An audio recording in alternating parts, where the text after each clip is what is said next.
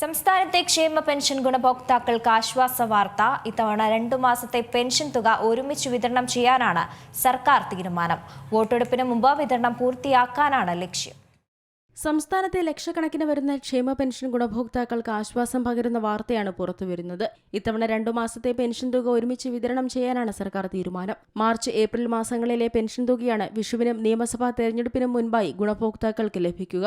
April മാസത്തെ pension വിതരണം ഈ മാസം 31 മുതൽ ആരംഭിക്കുമെന്നാണ് വിവരം. 2 മാസത്തെ പെൻഷനായി ഓരോ ഗുണഭോക്താവിനും 4000 രൂപയാണ് ലഭിക്കുക.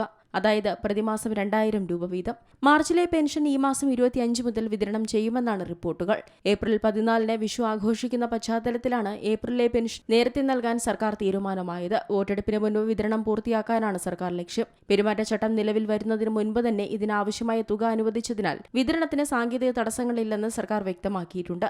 സാമൂഹ്യ സുരക്ഷാ പെൻഷൻ ഗുണഭോക്താക്കളും വിവിധ ക്ഷേമനിധി ബോർഡ് പെൻഷൻകാരും ഉൾപ്പെടെ ഏകദേശം 62 ലക്ഷത്തോളം പേർക്ക് ഇതിന്റെ ഗുണം ലഭിക്കും. സാമ്പത്തിക പ്രതിസന്ധികൾക്കിടയിലും ഉത്സവകാലവും തെരഞ്ഞെടുപ്പും കണക്കിലെടുത്താണ് കുടിശ്ശികയില്ലാതെ പെൻഷൻ നൽകാൻ സർക്കാർ നടപടി സ്വീകരിച്ചിരിക്കുന്നത്. News desk Zee Malayalam news.